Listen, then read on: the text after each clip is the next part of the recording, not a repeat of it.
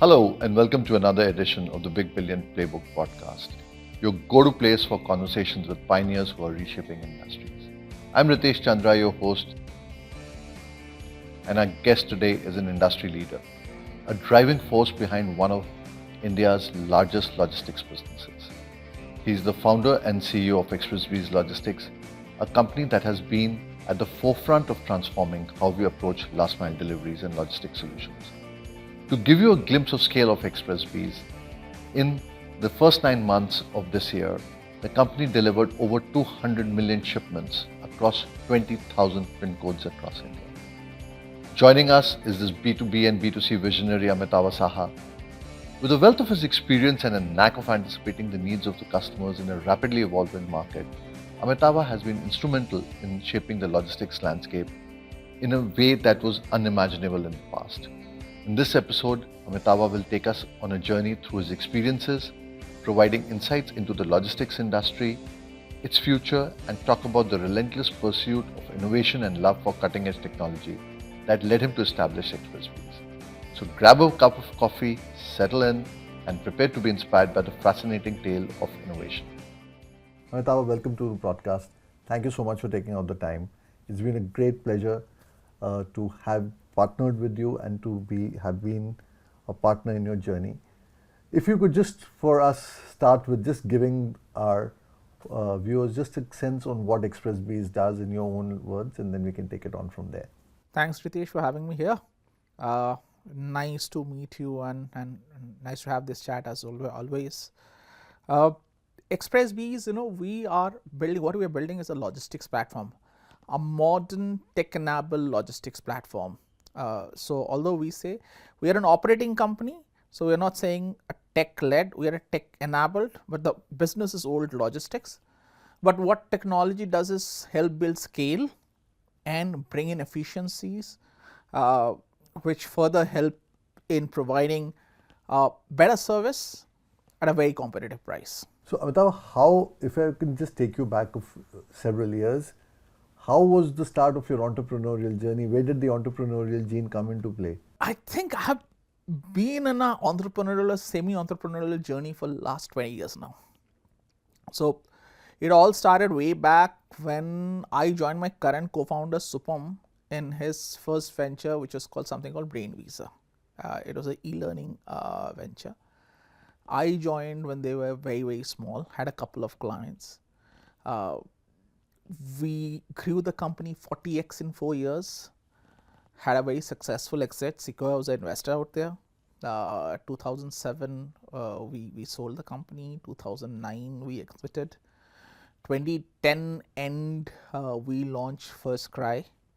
And 2015, we spun off Xpressbees from First Cry. Logistics and the quality of logistics services was very important for any e-commerce business, and First Cry was slightly differentiated than normal e-commerce businesses.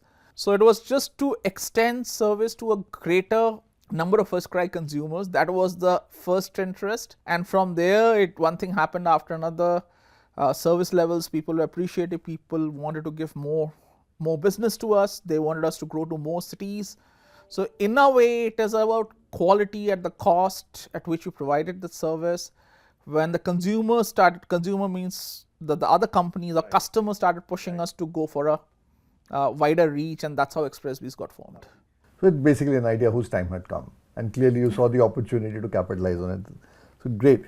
Tell me about this whole technology piece. I think a lot of folks that we meet talk about the amalgamation of technology and business. How was your thought process behind the use of technology in the business that you were creating? I've always been a great believer in technology. All different companies that I have done, be it Brain Visa, which was an e-learning, which is technology-enabled learning, to First Cry, which is technology-enabled commerce, to Express, which is technology-enabled logic. I've been a believer in technology, but I always believe that your basic value proposition has to be, technology has to work towards enhancing the basic value proposition. You cannot put the cart before the horse, something like that. What I think is two of the most important things of logistics is cost and quality of service. Quality of service also means speed, the way you handle packets is handled, traced, how quickly you can traverse from point A to B, and the cost. These are the two defining parameters of logistics business. So the technology, whatever technology does, has to impact either one or two. So we have built proprietary technology in-house, which has, like, we have built apps for delivery boys, we have the entire system where we track and trace and ensure anywhere to anywhere movement of over 1.5 million parcels per day is written in-house. That's where you use technology, but otherwise it's essentially the old traditional. It's logistics will always be logistics. You move goods as a service from point A to point B at a certain cost within certain price. So you're maximizing efficiency using technology. Absolutely. So let's come to Xpressbees now. You are now Xpressbees on its own has had 8-year history of existence.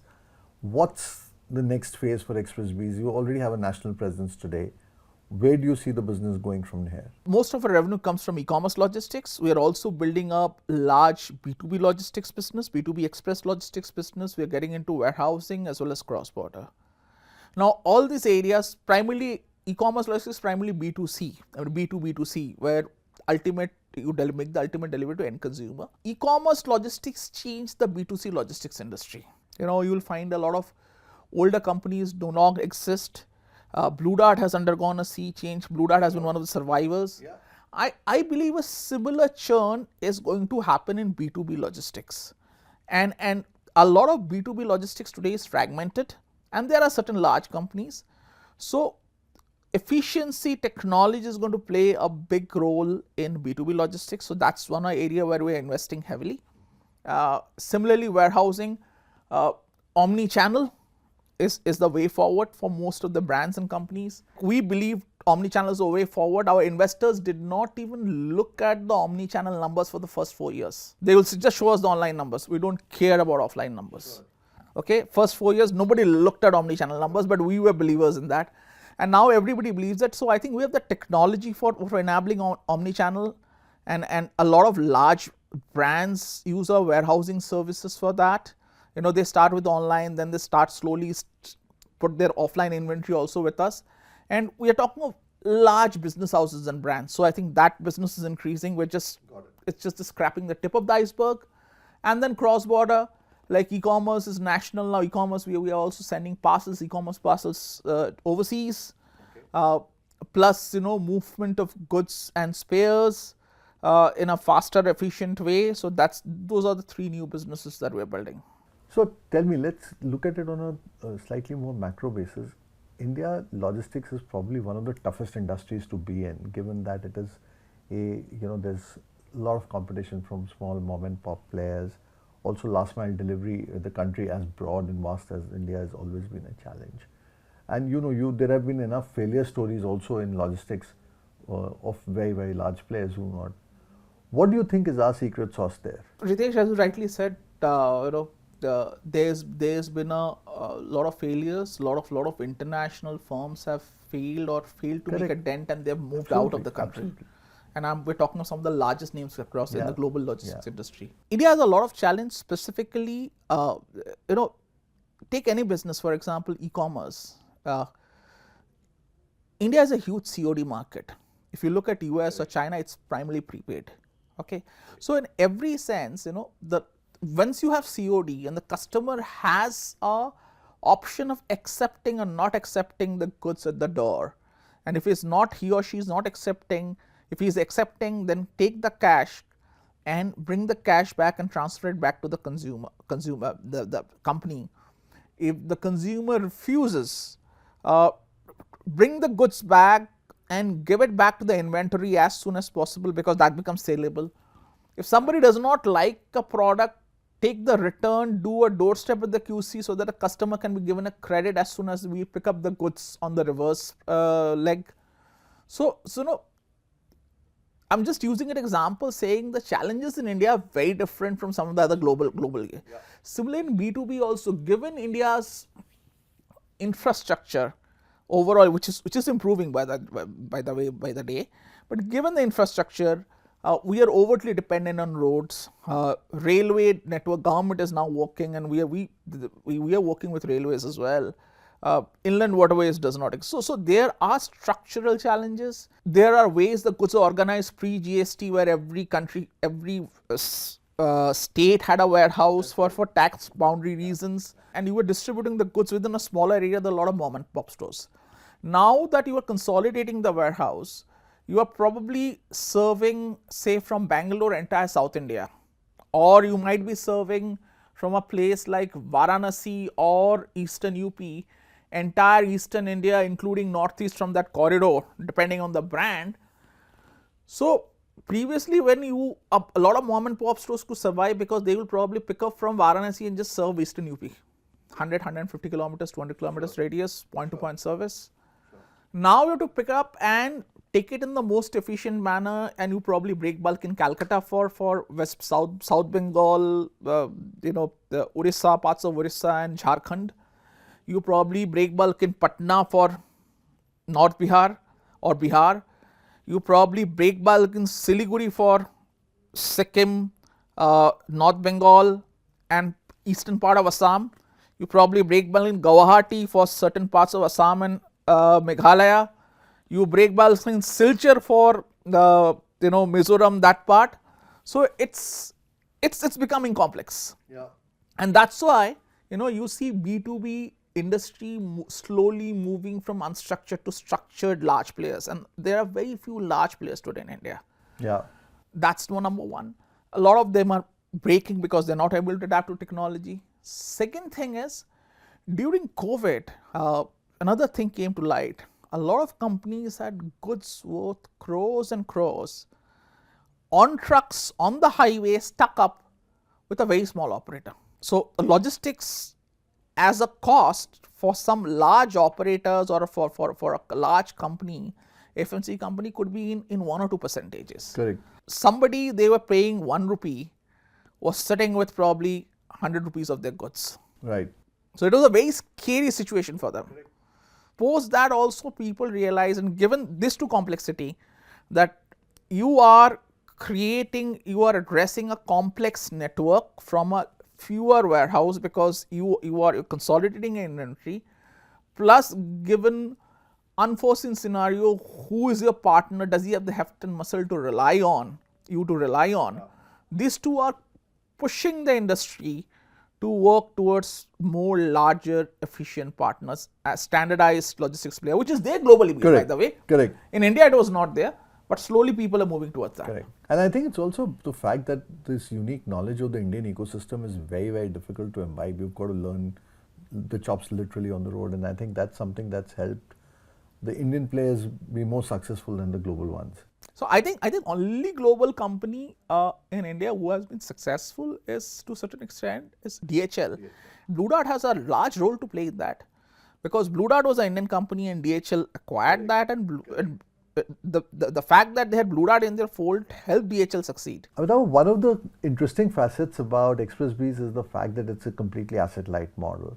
Was that always the intent, or did you figure out that that's the best model that kind of works in the Indian context? What's the thought process behind that? Oh, we were actually the first players to build an asset-light model in India. Asset-light with quality. People have started building asset-light, but an asset-light with quality.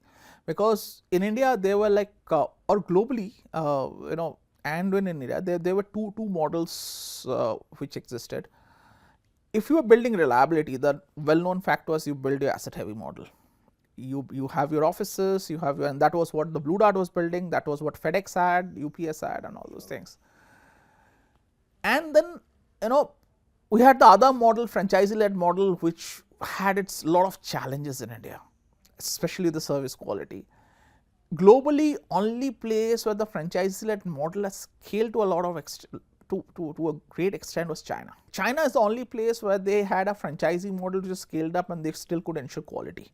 And there are very large Hyundai companies, YTO, ZTO, which were formed on asset-light franchisee model. But a challenge between India and China was prepaid. You just go and drop off your parcels. India was COD. You have to bring back the goods. You have to bring back the cash.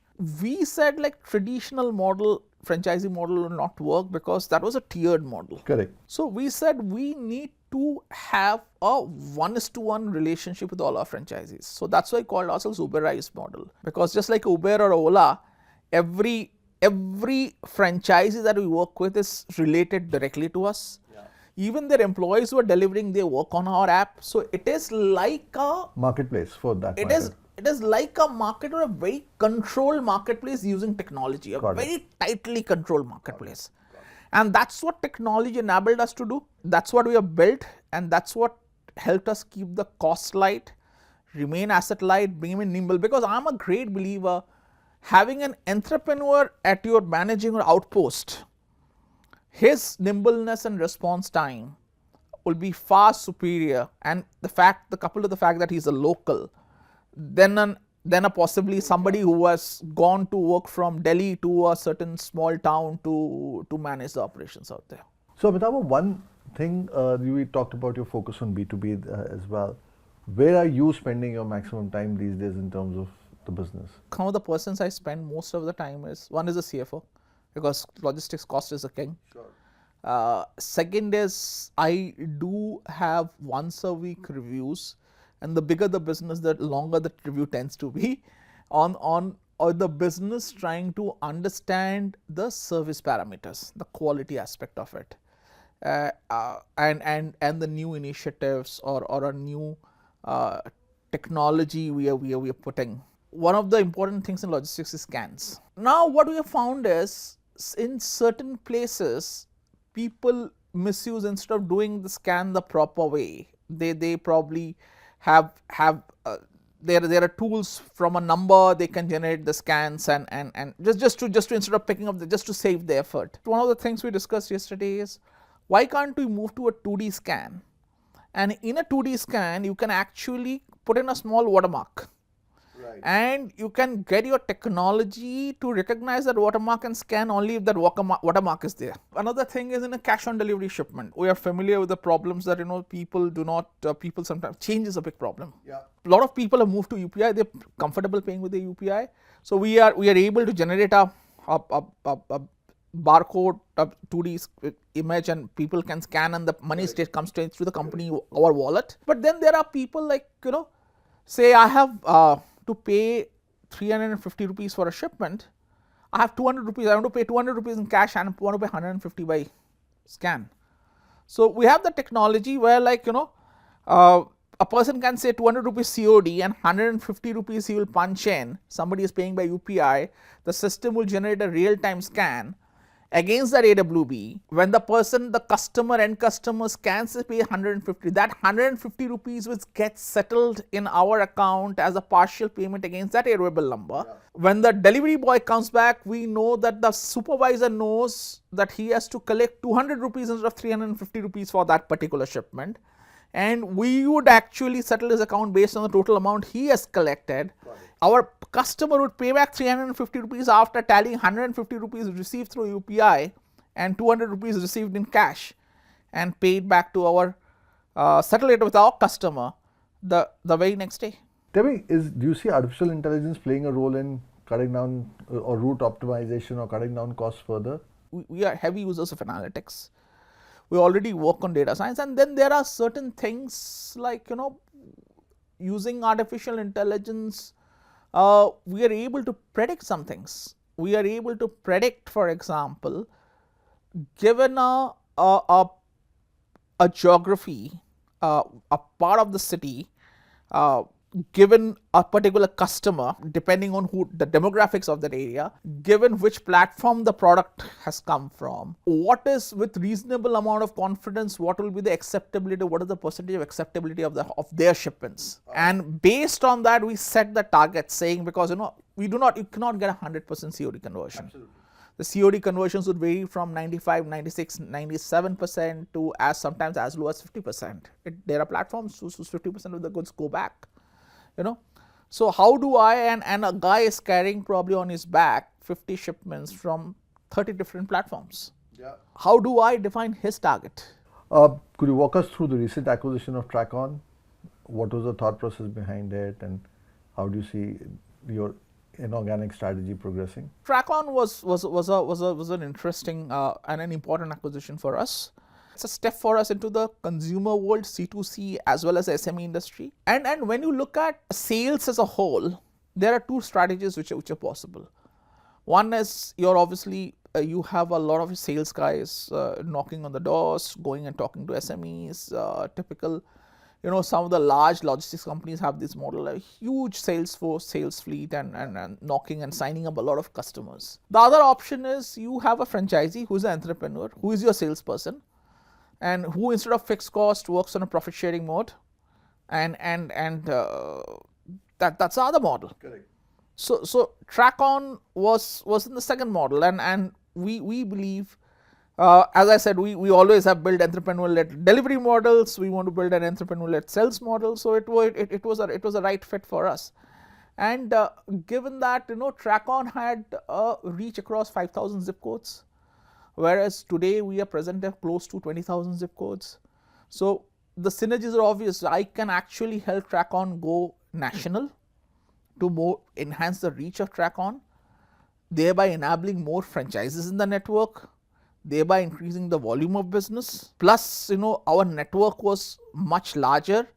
So if I am able to merge the backend network, which is by the way work in progress, so track on speed of operations reach, speed from point A to B increases. It means more business for track on, and given that track on is part of our family, a bigger business for us, and more profits. And going forward, more such acquisitions are on the way, or is it more opportunistic than anything else? It is trying to find the right fit. It's like acquiring a company for me is like it's a marriage. Yeah. It has to be well thought through, because you cannot. It's not something you bring together and then a lot of companies, large companies are good at it. I think they're bringing a new company in the fold, and if it doesn't work 2 years back, spin it out again. But I think we are too early to try that. So for us, it's like think it through, and so we do look at people know that we are a serious buyer. Any sort of related assets on the block, we are shown the asset. The bankers do contact us. Yeah. And we take a serious look, and we are very quick in turning around and with the first decision saying, is it interesting or not? And we're very transparent about it. If it's interesting, why it is interesting, and if it's not, why not? Because then I also want to save the banker's time. Next time he shows me an asset, Absolutely. he knows what is of interest to us and shows us the right asset and saves his time and our time. Now, coming to the industry a little bit, obviously COVID saw a massive increase in volumes across the board. But there's been talk about a slowdown in digital, especially on the e-commerce side, etc. How permanent do you think is that slowdown, and how do you see the growth coming about, and especially in the B2C logistics, in the e-commerce logistics business? Digital spends was one of the avenues of spending. Post-COVID, we had like travel coming back, big time. People going out and enjoying things the traditional way. If you look at where in case of like some of the other advanced economies where digital spending was 20-25% of the spend, and suddenly it shot up to like 30-40%, and there was a slight clawback. Whereas in India, the numbers were closer to like 5%. In fact, COVID helped a lot of new people to get initiated into digital spending habit. That habit has stayed.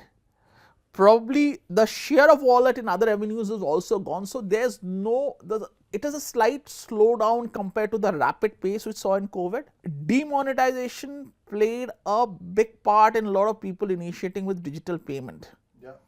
But after that, the digital payment continued to grow and grow rapidly because of the overall convenience, infrastructure push, the way government made it easy with UPI. Similarly, there's this government initiative on ONDC, which is taking e-commerce to smaller sellers. So I think COVID was a big moment for a lot of people to get initiated in digital commerce. But I think the bigger migration of digital commerce is yet to come, and it's going to happen. There was 60, 70, 80% growth during COVID period, and another during the second round, another 30, 40% growth. I think we're seeing a slight slowdown, not a clawback, but a slowdown in growth rate.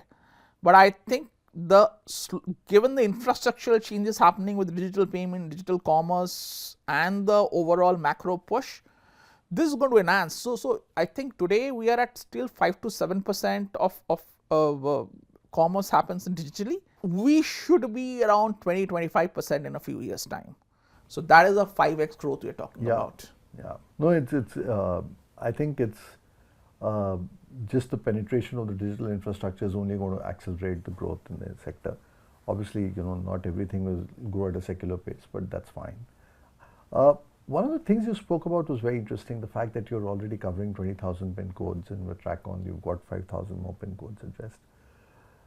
When I look at the industry, is distribution the biggest competitive moat around this business? And what would you, if I were to ask you to pick, what is the biggest competitive edge that you've got today, that the industry has, that you've got, that has enabled you to be where you are today? In logistics, especially if you are talking of B2C logistics, network is always a moat, because building a network costs a lot of money.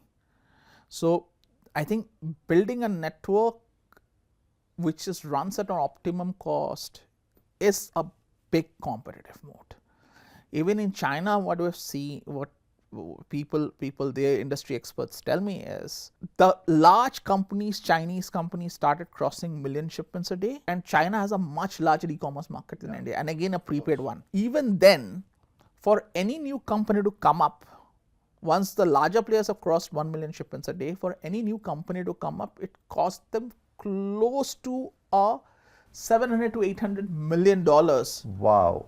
To build the company with the network, because you cannot have a suboptimal network, unlike in B2B. Absolutely. You cannot have a suboptimal network, a region specific network in B2C commerce. Correct. So network is big, and I think having a pan-India network, because somebody who new comes in has to deliver at the same price as us, market is not going to pay them more. With the same efficacy. With the same efficacy, on a much small, on a big network which will not be optimized, which will not have enough shipments. I think you are going to burn a lot of money per shipment. Correct. Amitava, if you could share with us a few trends that you think will disrupt this market. What could be the next big disruption in the logistics space? The B2B distribution network we're talking about. Yeah. I think omni-channel would be. I think you will find more and more companies probably moving goods tomorrow in anticipation, and with data, people will start using data.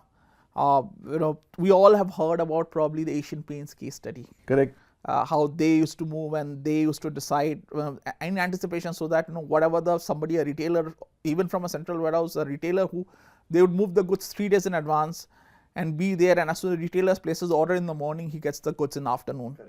The goods are moved in anticipation. I think data is going to play a big role, and tech-enabled logistics companies is going to play a big role, and we are going to see a situation where probably you will move goods in anticipation and break bulk based on the orders closer to the consumer.